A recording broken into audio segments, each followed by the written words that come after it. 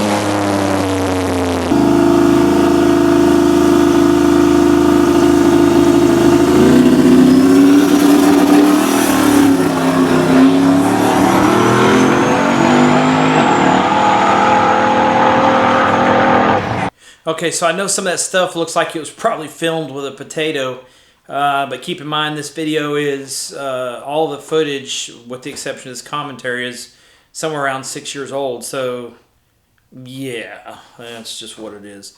On the dyno, that laying down that you heard near the end of the pull turned out to be a bad diaphragm in the boost reference power valve that I had made. So I get that figured out and take it straight to the track, and that's why I was bumbling with fuel so bad, is that the power valves were so far off of adjustment from trying to make it work on the dyno. Okay, so here's a little slideshow that will take you through some of the build. There's no commentary or anything. It's just a string of pictures. So check this out. Some of it will make sense, some of it won't. But nonetheless, pretty cool pictures.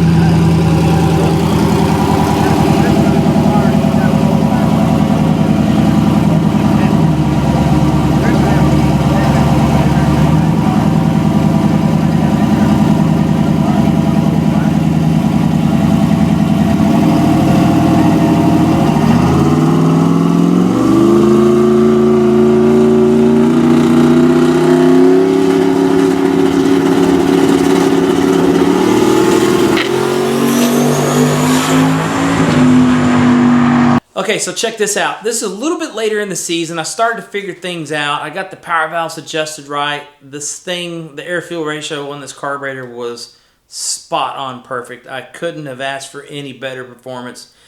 Got a real good handle on it. The converter is still tight, and I think I ran this one near the whole season.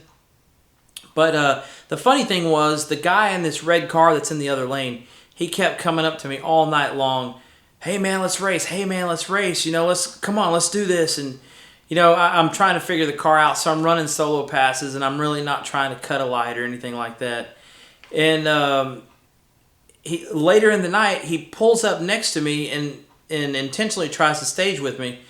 And my buddy was stopping him from coming up there. And then I was like, you know what? I leaned over, you know, where my buddy could see me, and I pointed forward, like, bring him up there, let's go. Ended up killing this dude on the tree. Check it out. This was just, I don't know, poetic justice or whatever the phrase is for it. But this was probably one of my favorite races. He wouldn't leave me alone and end up getting served. So check it out.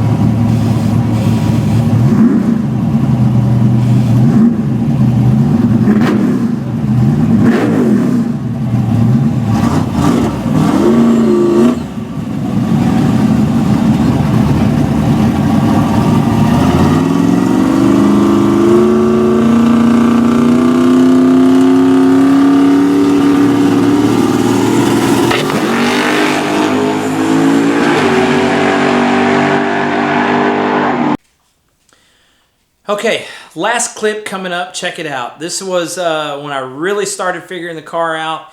And as you can see, the car in these next couple of runs really starts getting the power added to it. And it gets loose a couple times. And it's more just a function of me being skittish behind the wheel at the time. But the boost controller really started coming around. The car ended up going 519 at 141 miles an hour. 1:27.60 foot time, I think is what it was. Anyways, here it is.